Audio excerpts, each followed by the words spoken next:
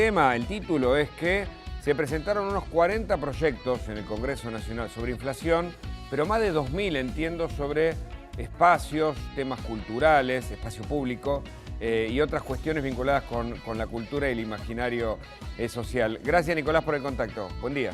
¿Cómo estás, Hugo? Muy buen día, gracias a vos. ¿Qué significa? ¿Cómo analizamos esos datos? Bueno, efectivamente, a ver, lo que nosotros hacemos desde de qué se trata es tratar de ofrecer a la sociedad distintas como puertitas o ventanas para empezar a analizar en el mejor de los casos, pero por lo menos conversar sobre lo que hacen los legisladores en el Congreso Nacional, ¿no? También nos asomamos a veces a la legislatura porteña. Bueno, una de esas aproximaciones es estar muy atentos a las palabras. Bueno, ¿sobre qué tratan los proyectos? A partir de las palabras que usan. Y acá nos dedicamos a ver cuántos proyectos de ley, desde el 10 de diciembre de 2019 hasta el 20 de junio, trataron sobre inflación, o al menos trajeron la palabra inflación. Ese era nuestro punto esta vez, ¿no? Subidos a la idea de que es una de las preocupaciones más importantes de la sociedad en el último tiempo. Fue sostenidamente la segunda preocupación en importancia, luego pasó a ser la primera, con una relevancia que no había tenido en ningún corte anterior. Dijimos, ¿pasa lo mismo en el Congreso? ¿Qué tanto el Congreso Nacional se ajusta a las preocupaciones, por ejemplo, de la sociedad y que conocemos a través de las encuestas? Bueno, fuimos a la palabra inflación y solamente 40 proyectos de ley contienen la palabra. Vuelvo, Hugo, es un disparador para que charlemos juntos sobre qué cosa significa esto. ¿Significa que ningún otro proyecto de ley presentado este tiempo trata sobre inflación? No, pero sí significa que no usan la palabra, no la usan por prurito político, no la usan porque si la nombran la reconocen, por eso no la usa el oficialismo, por ejemplo. Pero en fin, lo que tenemos es que 40 proyectos nada más, trajeron la palabra inflación desde 2019 hasta acá. Mirá vos. ¿Y el resto de los proyectos entonces se basan en otras problemáticas vinculadas con la cultura? Absolutamente. Bueno, hay muchísimo. O con la llamada cultura como... Sí. Eso mismo, hay muchísimo de cultura, muchísimo de espacio público. Está saliendo, mirá, vamos a estar contándoles la semana que viene un informe en la misma línea sobre empleo público.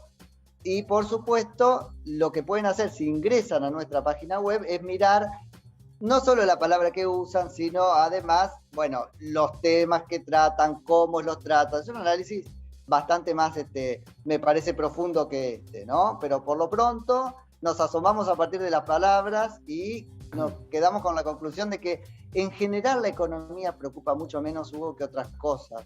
¿Sí? Lo relacionado con la cultura, con el espacio público. Hay mucho sobre arte, por ejemplo.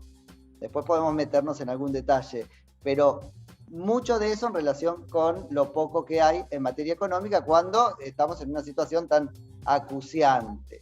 Cuando le preguntamos a los legisladores sobre esto, tienen por supuesto una respuesta para darnos. ¿Cuál es? Y la respuesta varía según los casos, pero la respuesta es que de eso se ocupa el Ejecutivo. Bueno, no es tan así, no es tan de eso se ocupa el Ejecutivo, y en cualquier caso el Legislativo siempre tiene un resquicio importante de facultades al respecto, en este caso la inflación. Entonces, la respuesta a nosotros personalmente, o a mí, me sonó insuficiente, pero vuelvo, nuestra función es tirar el número a la sociedad para que se converse sobre el tema y saque cada cual su conclusión, ¿no?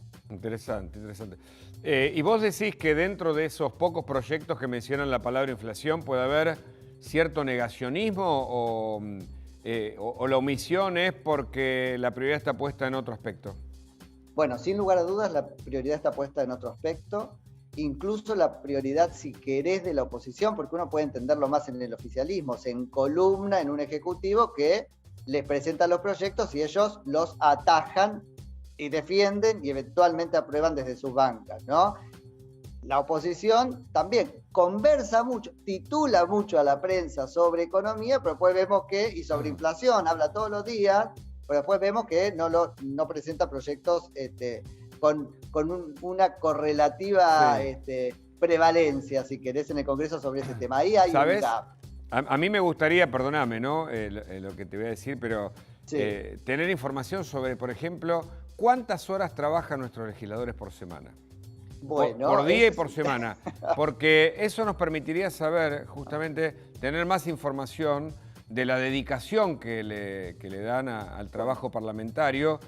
A muchos se lo ve todo el tiempo circulando por los canales o por las radios, y a veces hay ausencias en días claves, a veces trabajan, bueno, en jornadas sin descanso, cuando hay que cerrar algunos proyectos, pero en general estaría bueno. Viste que en algún momento se hizo también sobre el tema de los gastos, ¿no?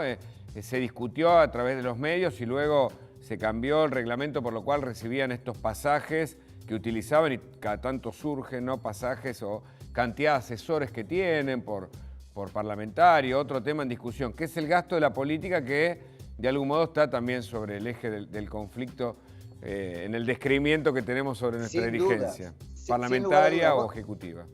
Ese es un tema que tenemos siempre presente como ONG, que es, bueno, cómo medimos el trabajo, pongámoslo así, en general el trabajo de los legisladores. Hoy estamos muy enfocados en medir básicamente la cantidad de proyectos que presentan, pero sobre todo lo cualitativo, ¿no? Sobre qué temas, qué les importa, porque lo otro queda corto. Si ustedes entran a www.dequesetrata.com.ar, ahí van a ver para cada legislador, por ejemplo, lo que llamamos temómetro, un temómetro. Bueno, sobre qué temas se ocupa cada legislador, etcétera.